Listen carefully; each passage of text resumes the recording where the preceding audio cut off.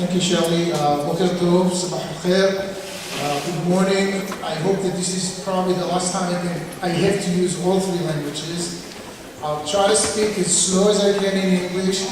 The good news is that it's much slower than if I had to speak in Hebrew.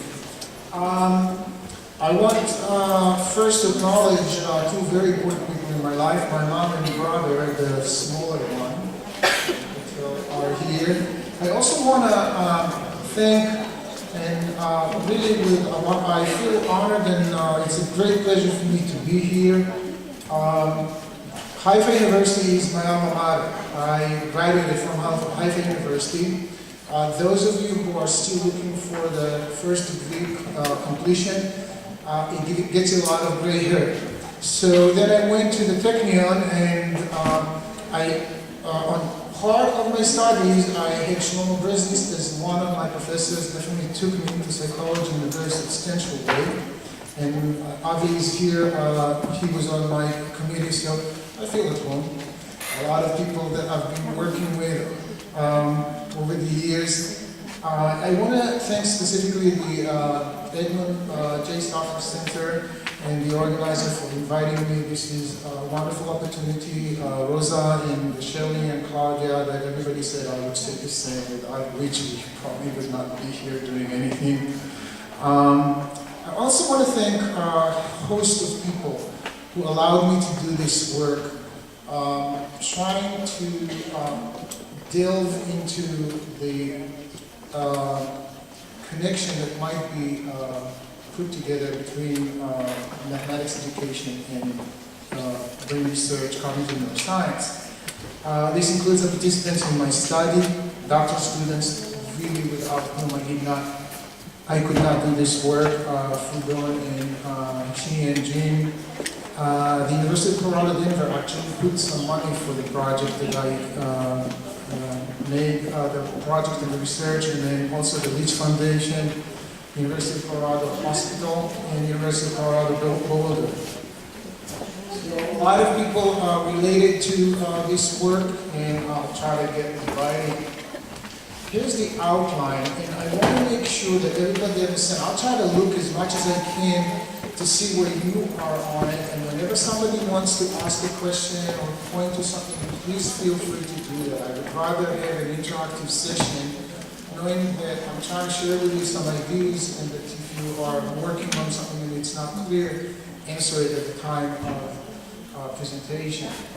I will talk right now about the motivation that led me to this work, and then I will talk about the purposes of today's talk.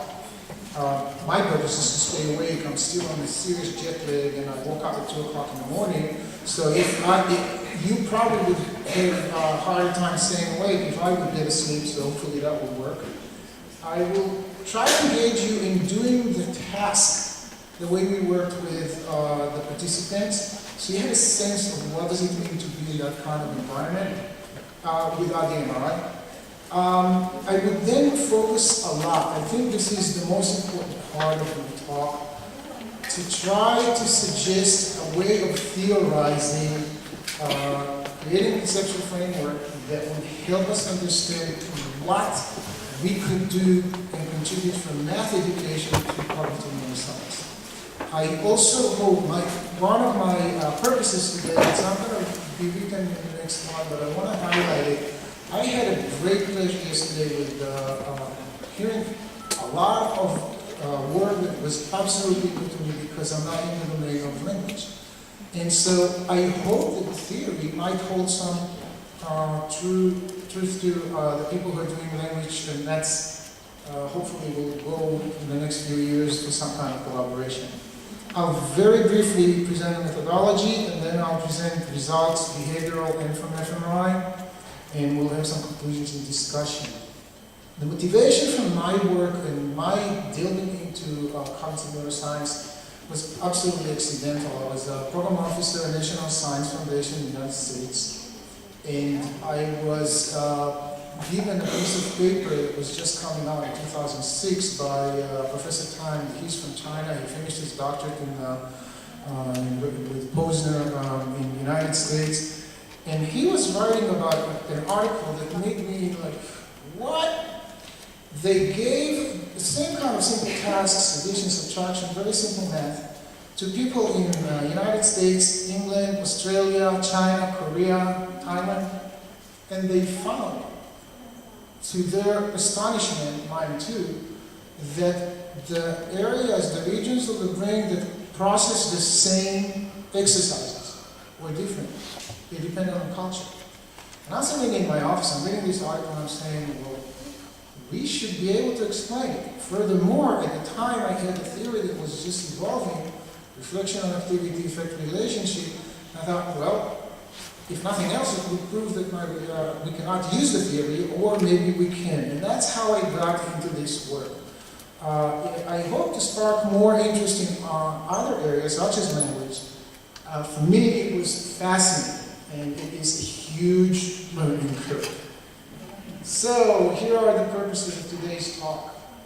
I want to introduce and share with you a theory of, and I put mathematical in parentheses, that's where it originated. I think it holds water for more than just mathematics, but this is a speculation, I don't know. So, theory of thinking and learning that can help design tasks and distinguish brain activities. I want us all to think about it, and Rosa and I have been doing work ever since we shared that we're actually doing that. How do we think about the components of tasks? When we give tasks in math or in neuroscience experiment, what are the components of the task? And for that, what I want you to do, to try, and the question that we're asking, should we decompose parts of the task? And if so, which one and how? And what are the purposes of doing that? So I want you to try the following, what my participants did. Actually, the first one is something. Imagine yourself leaning back, you will see the picture, leaning back and holding two consoles in your hand. So just do like this, hold your right and left, just do like that. And I will show you comparisons of numbers with a question mark. It might be right, it might be wrong. Press your right thumb if you think the statement is right. Press the left thumb if you think it is false. So true, right, left is the other one. The left with the watch. Now, the direction for the participants is try to be as accurate as you can, and then as fast as you can, in this order. So if you're not sure, wait a little bit. But if you are, okay, it should be pretty trivial. When you're ready, just press it. I hope you all press the left, and you're ready for the next one. So there's nothing to press. This is now a task with a component. You saw the number, but you don't yet know what to do. I hope you again press the left. I trust that in this audience that will be the case. And now what we're going to do, we're going to watch what the people were looking at the screen, how they participated. You would look at the screen, and I encourage you to just do it because you get some sense of the speed. And I'll get back to the data and how we collected it. You would have an experience of what they were actually doing. You're going to look at the screen that was used at the very pre and then first post. I will explain how that screen changed for the fMRI, and I'll explain also why. So let's watch it a little bit. Now you will see my face in front of the screen because I was putting it with myself. I don't need any human subject permission for that. And just try it. Go with the thing and see if you can beat me, by the way, because as soon as I would start participating, I'm not always doing it. I'm trying to test the computer screen and what's going on. But sometimes I'm really trying to see if I can do it fast. And what is the speed? We're trying to measure it. So see if you can beat me. That if you saw the task replaced, it means that I answered it right or wrong. I pressed whatever, but you were not as fast as I was. And I would make a lot of mistakes there, you just don't see it. The computer registers it. Yes. So this is the computer screen. Let's make it bigger. It's like white on black, basically. You see it?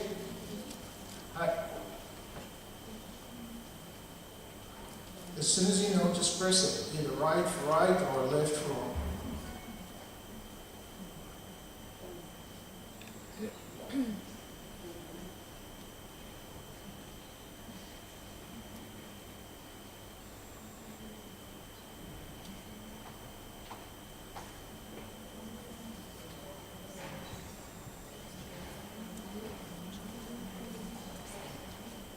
All right, I think you got enough. With the people, I would have to do more training, but here, for the sake of getting an experience and getting an image of what we're doing here, I think this is good. Then the second purpose of my talk is to illustrate and use the theory for studying the research question. I'm trying to show how this specific research grew out of the theory. Parenthesis, the theory is also used for teaching, to design how to teach. It's just that this part of the experiment and what we were doing is not what I'm focusing on. So the two questions are, one, are different brain circuits recruited to process comparison tasks for whole numbers, which you would see WN throughout my presentation. I'll try to use it as little as I can, abbreviation, but it really saves space in fractions. But when we compare what happens, where is it happening in the brain? And the second question, how does task design impede or impact on distance effect? And many people in the room say, well, we don't know what you mean by distance effect. So that's what it means. In 1967, two scholars found something that was repeatedly found again and again and again about the way the brain reacts to comparisons of whole numbers. The distance effect means if you see the number here, 1, for reaction time, that means that people compared maybe 3 and 4, or 9 and 8. The distance between the two whole numbers is 1. When you see a distance of 8, you could assume it would be 9 and 1 because it's within the first decade. And you can see that the time it takes the brain to process and react to the two numbers gets shorter and shorter when the distance between them is larger. Now, some people may have known about it. When I read it, I was like, that does not make sense, but apparently it does. And you can read it. The other one, similarly, the accuracy level goes up. You're better when you make less mistakes, is what this other graph is showing. Now, interestingly enough, and that was known for over 40 years. Everybody in the world quotes this. In 2006, two researchers, Varma and McCandless, found that actually they went into negative numbers, and that changed it, that reversed it. So when you compare -2 and -3, it will take you less time than when you compare -1 and -8. That's basically what we found. So that is interesting to see if the decomposition of parts can show something about it. So I'm going to spend some time how are we doing with time? I just want to make sure that how much do we have? And how much do we still have left? 30? All right. Cool. All right. So what I'm going to try to do is to present for me, it's the heart of the work. And I really hope to point out, at least to the 4 major presentations, that I could catch some of the major ideas. Where I speculate, I don't know, but I speculate for people in language, that might be an interesting place to work on. If I can, that's great. If it doesn't work, they'll tell me, because I am really looking forward to extending the work to other domains. So the first one, self-regulation was mentioned yesterday. I don't think that it is a new piece to anyone who's coming from constructivism, because that's what constructivism is all about. Ever since Piaget, Vygotsky was talking about that too, and many people talking about the entire process of learning, changing cognitive structures, mental processes, operations, is a goal-directed process that the goal is regulating what you thought you were doing and maybe you didn't get inside, and we'll go into it. Self-regulation came yesterday, and I thought it was related. It was in terms of feedback that you may give. I think Sharon brought it up, and it was in terms of feedback that you can or cannot give to students and what needs to happen. The way the theory is working, it's more about what happens at the mental system at the level of reflection. But I believe that it is related, and that's where I think we can do some work. Then with glasses, we're building on these people's work, suggested that the central unit of the mental system, that Piaget actually suggested, von Glasses just elaborated on it, is, Piaget called it scheme, and what von Glasses would explain, it is made of 3 parts. It is a single thing made of 3 components, and that's where we would start looking into how can tasks be built that way. The first part is a situation that leads to a goal. Now, many people understand situation in the wrong way. We create a situation in a class and the students will be engaged in manipulation of objects to talk. That's not situation. It's that thing in your mental system that takes in whatever it is someone is trying to. So whenever behaviorists talk about stimulus, Piaget and Glasses and myself too, would say in order for something to be a stimulus, it has to have something in a system to take it in. Think of the system of the digestive system. If you just got some coffee and cake, it goes through the system, becomes nutrient, and that's the way the system works. But if you're just on the way from a parking lot, put a piece of stone into your mouth, it might go through the system. The system makes absolutely nothing of it. It's just saying the cognitive system works the same. Nothing comes in and can be even taken by the perception, even by seeing or by hearing, unless you have things to see with, to hear with, to smell with, and so on. When the situation is becoming awakened by whatever comes from the outside, then there is an activity that is triggered to put that goal. And I thought it is really important to understand, especially in math, but I actually thought that some of the talks yesterday were really in the neighborhood of what I'm suggesting here in math. Any activity is always done on some object. In math, it could be a number, it could be a matrix, it could be a logarithm, it could, whatever it is, an activity is always done with an object. It might be that in language, the decoding is the activity and the things you operate, the phonemes or whatever it is, whatever they operate on might be the object. I am just thinking, I have no idea, I really don't. But I think that if we know from brain research, every brain activity is always well directed, and activity is done with something, maybe that's the case. I'm just pointing out possibilities. And then the third part of the scheme is there is a result that the mental system can predict would happen. I think that the issue that we heard about the modality of language, of the Arabic language, to me seemed to fall there because the result and the situation are related, and the thing that you are paying attention to, remember that one way the language was used, the Arabic person would bring in the spoken language, and another modality, I think it was with hearing, it would be the spoken language, and with the writing, it would be the literal. Now that is related to the situation, in my view.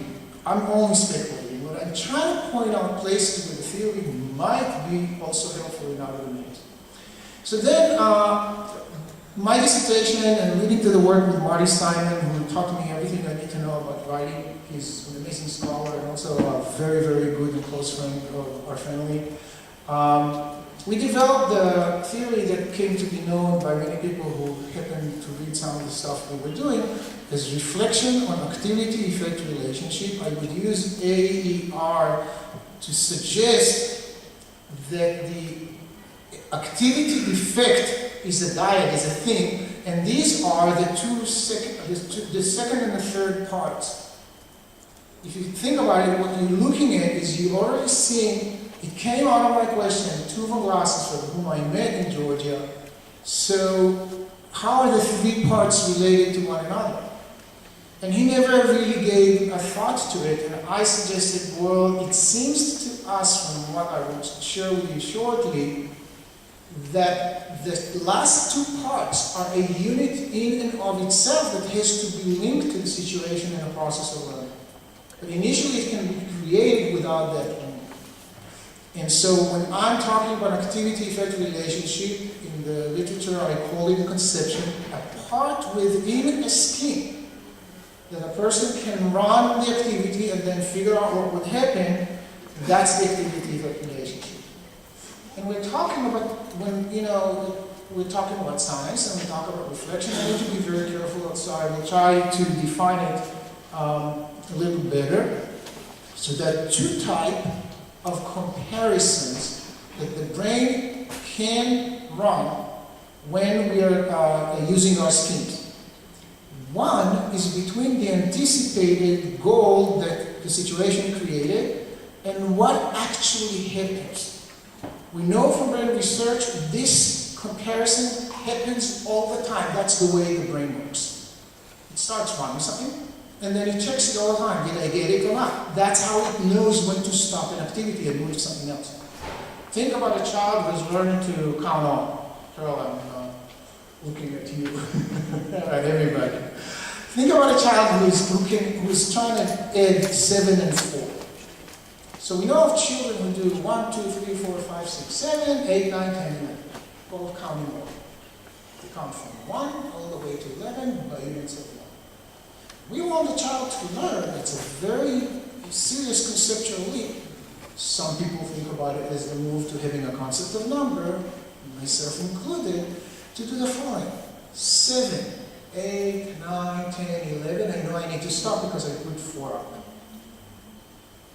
The difference between the two is that in order for me to know to start at 7, 7 has to be established as the anticipated result of the activity of counting the first 7, so I don't have to repeat it. And we know that doing that within the context of adding two quantities is different than just I'll put 7 items out, the child counts and does 7. And then I'll put the 7 away and ask how many there are, and the child will say 7. That's called manyness and numerosity. Piaget called it number conservation. We don't think about it as number. But when you have to let go of counting again, when you actually have to add them, this changes a conceptual leap. It requires the anticipation that when I will count 1, 2, 3, 4, 5, 6, 7, I'll say 7 and my next number is going to be 8 without running the count, which is my activity in the scheme. So in counting all, it's a scheme where you count by ones and you don't anticipate that you would get to the same number you already counted because you don't know that. And that's when we talk about anticipation, and the good news for this kind of reflection that it happens all the time. The brain checks all the time. Have I started an activity and it got me? The second one, the second type of reflection, if you see in the blue, it is not considered to happen automatically. And it would later on, I'll point out, it leads you to the second stage, the one where you do no longer depends on prompts. But in order for that to happen, you need to reflect across records. Let's take the chart. 1, 2, 3, 4, 5, 6, 7. 1, 2, 3, 4. Okay, how many altogether? 1, 2, 3, 4, 5, 6, 7, 8, 9, 10, 11. We'll let them do that. Okay, let's do now another one. Do it for me again. 1, 2, 3, 4, 5, 6, 7. Stop for a second. Are you surprised that 7 is not the number you said? And we have a conversation. So we are trying to push. You just got to 7 again. Okay, let's do that. Now we have 9 and 5.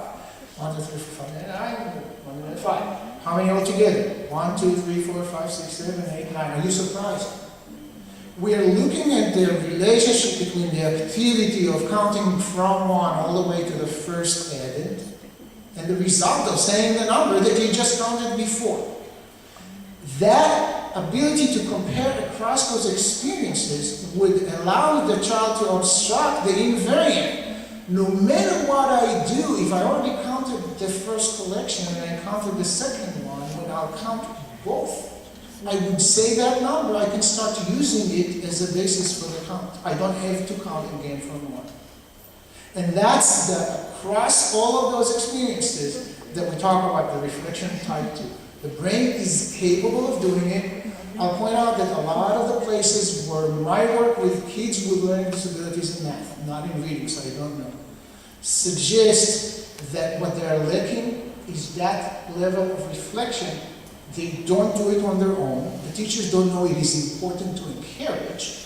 As a result, they never build the second stage. They stay all the time and they depend on somebody to tell them to do that. And I think that has some power. We call the first stage participatory. I'll talk about it and the difference between the 2 stages. Each of them corresponds to the type of reflection. It's the result of that reflection. But to be careful, the best I can say is that we feel that the reflection type 1 is necessary for stage 1, participatory stage.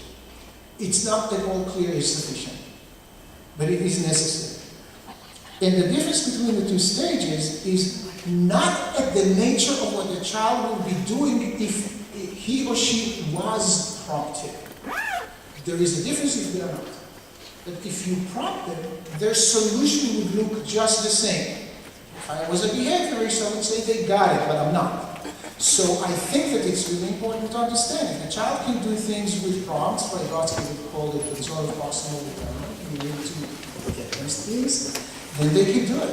They can't do it on their own, which is the second one. So the first one here, you can see that this last parenthesis is very good to explain experience that everybody can resonate. A good example of the participatory stage is the oops experience. Everybody has it. We do something, as soon as we get there, and even on the way, you should have known it before, but you did not. And that thing was an internal prompt for next time. I don't need to do it. I can actually tell what would happen, and I don't need to run the activity. Oops experience is a very good example for the participatory, where you have to have a prompt. The participatory stage is promptless or prompt independent.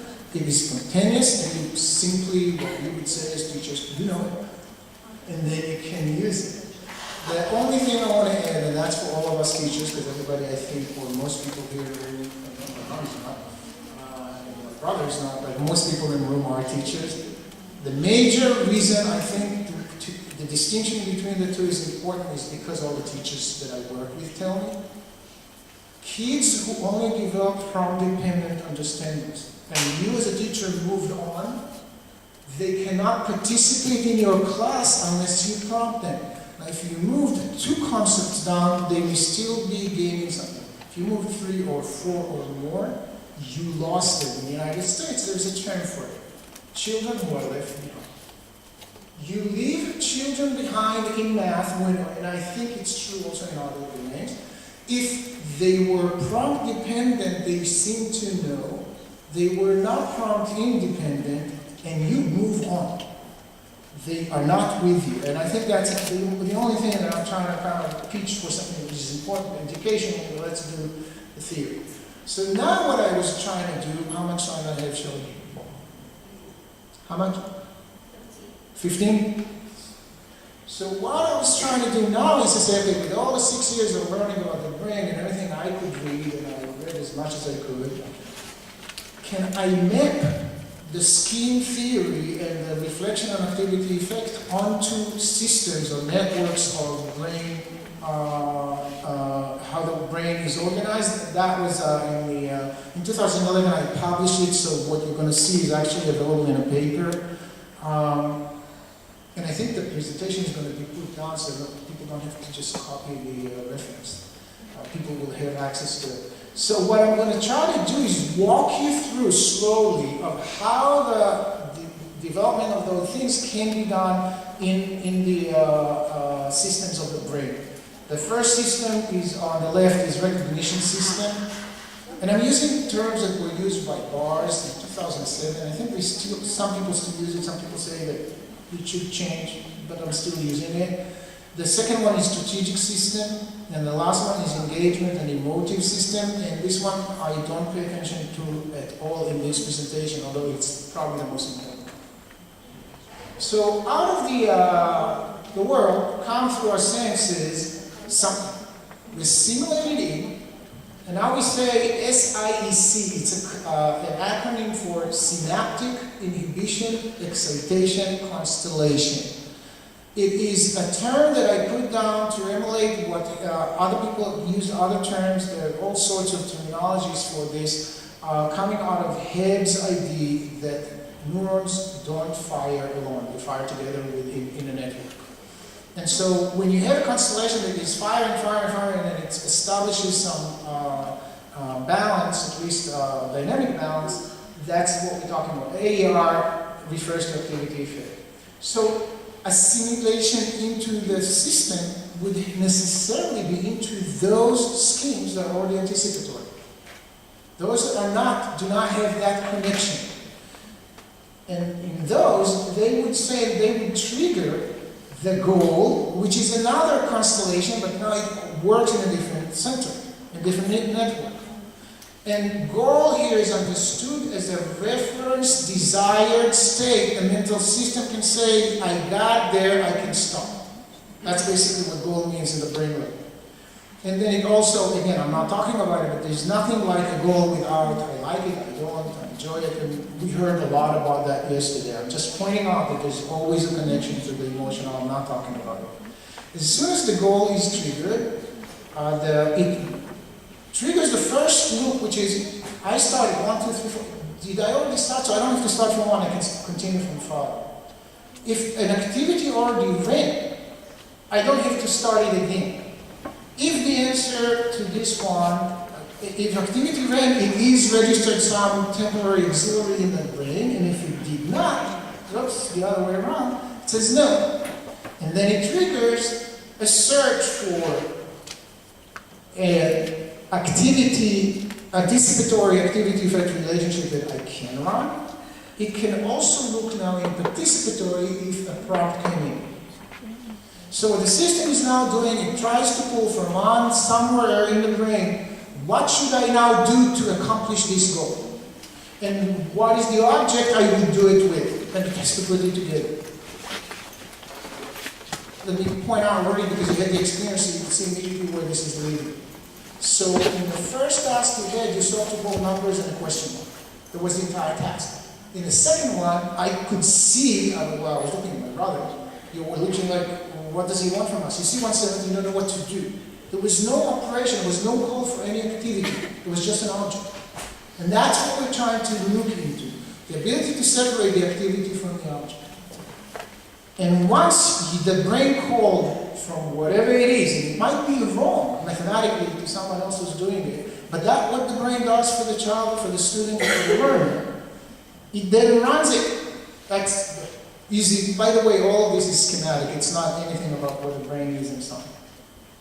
Once it runs it, there are 2 things. Now reflection, I'm not going to spend too much time on this one because I want to go to the results and of course leave time for questions. So this one in general describes things. Describes the reflection type 1, which basically says, the brain says, was the goal reached? Did I actually get what I wanted?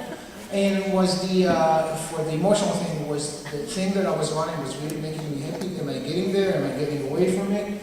And is the effect new? That's where learning starts. If I now realize, I thought 9 plus 5 will be 13, I counted it, will be 13, 9 plus 5, and it's 14, oops. So when the actual effect is not what I thought would happen, the system registers that as a new event.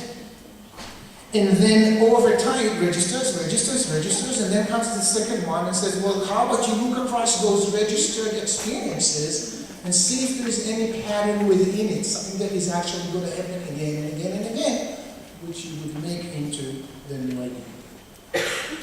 I'm not going to do more now. I'm just going to stop and see if anyone has a question at this point. So let me show you what we did with the research on the brain, go quickly through some things, and then we'll have to stop. I want to share a few of the results. I'm not going to do the methodology. Believe me that we did the work. I'll just say one thing about methodology.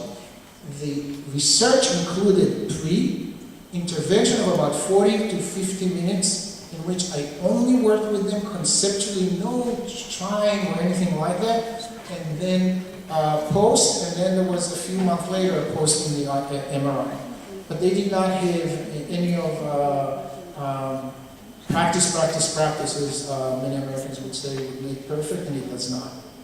The other one to show is that there were, when you did a trial, that was one trial. So you run 90 of those, you have a minute break, then you run 90 more, and then you get a minute break, and you run another one. So you have 4 runs. And the numbers are randomized. And the same ones were behavioral, and then we did the MRI, and I'm not going to go into all of this because I want to share with you the results. You just see the structure of the task design. Now there are components. First you look at the number, then just what you looked at. Then you look at the number and operation, which is still going to have a comparison, which is going to be the activity. And finally you have the activity, and then you have the break, or you can see an operation first. And then you see the number. And then you see the entire thing where you have to solve the problem. And this is how we did it in the MRI. It was a little different. I'm not going to go into all of this. This is just 2 pictures quickly to see if anyone who has not been in an MRI, this is what it looks like. I'm the participant here, or the subject, and this is Kevin, who was helping us in that room. And you see me inside it. On the top of my head there's the mirror, and then Kevin is in the control room. There's no place for anyone in the net where the magnet runs. So results. First, timing. So you can see that for fraction, all is milliseconds, and it's important to note that for all of our analysis, we took out the first run. That was for us, the whole 90 were taken as now they're really trained. So there's no issue of maybe they learn just by being better at it. The whole thing was, go ahead. Yeah, so this is pre-intervention and post-intervention. I'm trying to stay away from the intervention, but it was totally conceptual. So there was no practice. What you see, I'll move to the second one so you see the graph. These are the same numbers with the graph. What you see is that fractions were always more than the whole numbers. There was a huge improvement in fractions, although in performance. How much time it takes you to answer those questions? A huge improvement, it actually is significant at that 0.05 level. And there is a change, an improvement in whole number comparisons when you were taught fractions. If there will be questions about that, I'm more than happy to answer, but I want to move on. Then here's your distance effect. When the number came first, what you expected would happen. Whole number, small distance, takes longer than what it takes for larger. But when the operation came first, if you saw the larger than or equal first, you actually took more time to compare the larger.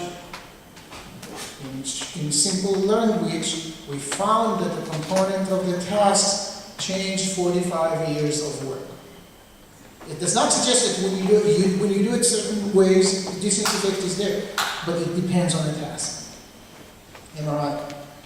I'm not going to go through all of but just to show. So what we're comparing are 3 ways, and that's where I'm going to stop pretty much. I'll point out to conclusions, but I would invite questions about that.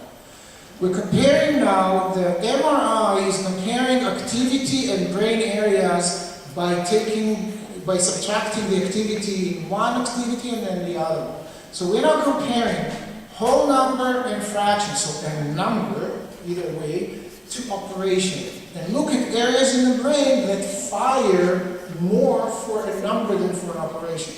We're basically saying, from mathematics and from the scheme theory, that the operation that tells us what to do, what to look for, equal or larger or whatever, and the number are two different things. That's basically what the analysis suggests. And it is pulled from a different area, or an area that is pulling from the number is different. So this one is the ventral visual. Obviously for, I think this is related to decoding that we heard a lot yesterday, now about numbers. The decoding of a number, a whole number or a fraction. The fractions are the blue and the whole numbers are the yellow and reddish kind of thing. So you see it's pretty much the same area. Fractions require more activity. Already you see it, we'll see more. So the visual cortex requires more activity for this than for the operation. Then also, and this is an important thing, I always do it when I present because I think all of us want to know, where is the little thing in the brain that does math? So how about you put your hands on your ears, and when you point with your middle finger up and think about 1 centimeter in, that's the IPS, the intraparietal sulcus, which is where math is done in the brain.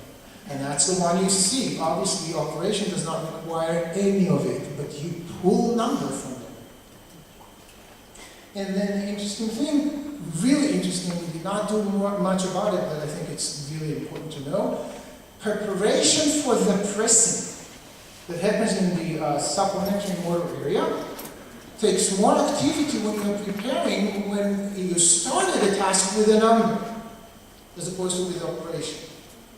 The last, the posterior dorsolateral, the prefrontal cortex, and you can see this one, this is the frontal cortex.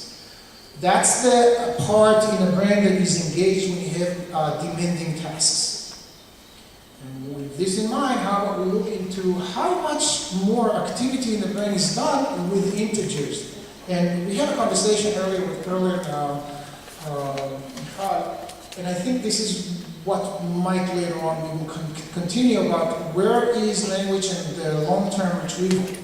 So these two areas are used by the brain to pull from long-term memory things we already know.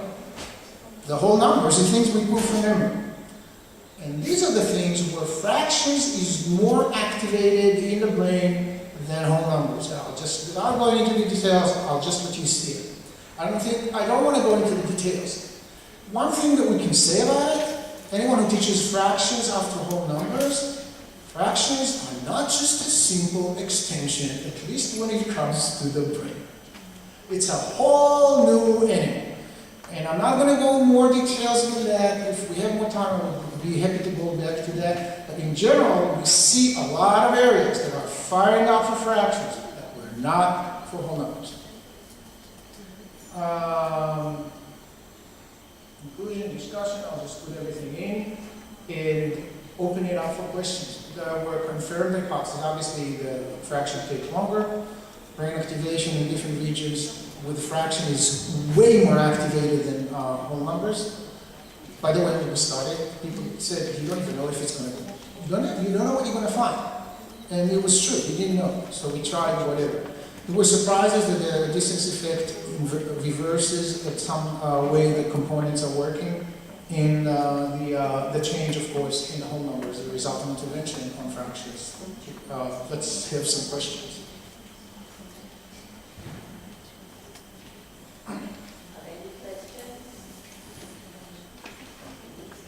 So,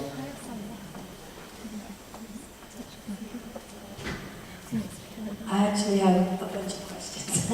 I think it's really interesting. I wanted to ask you if you knew about Pulvermore's neuronal assemblies that do syntax, because your model works with it. So I thought. I'm not sure I understood the question. Oh, okay. So.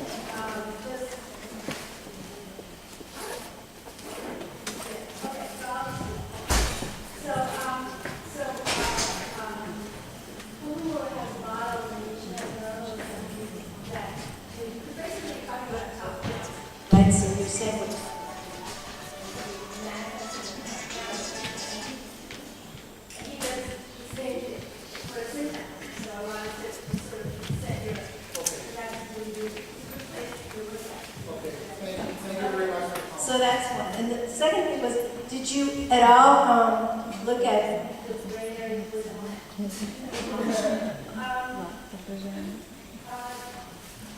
Because that's really interesting. I mean, the operand first is the one that gives you the novel result, right? Where you flip the distance effect. And that's really interesting. I mean, I think it's more interesting to see what brain areas that brings in other than the whole numbers. Yes, so we did, let me say, there will be a lot of questions about did you do this or that, because these are coming all the time. This is a very good question because it also has an answer of yes. Most of them are not because it was really, really limited. But this one, we ran all the possible options. So we can see what happens when the operation comes first, when we can see what the number comes first, when we see the fraction comes first versus the whole number comes first, and so on. There will be more results that I can share, and actually we found that it's not just task-dependent or distance effect, for example, that the component first comes or whatever. It also is subject-dependent. But we did not have enough subjects to run statistics. What we did that one, and it actually gives you the same kind of results. What brain area works more when you show the operand? When you subtract the numbers, Yeah. what do you have left? I'm trying to think if I remember, because I don't have it here. Okay. But what we do, and we can talk, and I can find it back. And yeah, we did run it. And the second, the last question actually has to do with what you transfer response operation. And you have, the people are responding to two different hemispheres. And so I'm wondering whether you've got lateralized dependent, whether you saw lateralization dependent on their response, whether it was correct, whether it was the left hand or the right hand? There are a few parts to the answer to this. One, the general one is how much we all math educators, Rosa can tell you that, anyone who's been into that process, we were doing math teaching and learning. We were not doing neuroscience. How much we have to learn about how to design things, and that is part of what you're asking. So for seeing, I was suggesting, based on the reading, that you have to do laterality, and most people suggest do only right-handed people. Little did I know, and little did you and subject permission allow me. Luckily, all of them were right-handed. We did regress, I did not go through that. We regressed 4 different things to take care of these possibilities, including response time, including other things. So we did, and we see some things that are lateral, but it's all for a right-handed, so we do not know if for left-handed it would be. No, not left-handed. People responded with their left hand if it was wrong, right? If it's false, you ask them to respond with their left hand. So the right hemisphere is what controls the fingers of the left hand. So if the correct answer is false, then you should see more response, more activation in the right hemisphere than if the correct answer was true. And that's what I'm asking. It's dependent on, because... Okay, so we did not, okay, so that's the last part of my response. Thank you for clarifying that. The point is that it was so limited. We had so little number of people because it takes $500 just to get someone into the computer. And so as soon as we could get that, we could not have enough data to compare the difference between when it was the inversion was I had to press the left one for the right answer versus the right one, because that would allow, we would need to have double the amount of people to do these comparisons. We did have enough tasks, but we did not have enough people to go through the tasks. Within a person, if they pressed with their left hand versus if they pressed with the right hand, did you see it? We did see difference, but it could not reach any statistical significance because we don't have enough people. We cannot have enough people to run it, at least not with the budget I had. I hope to get some more. Thank you very much. I'm sorry that we had to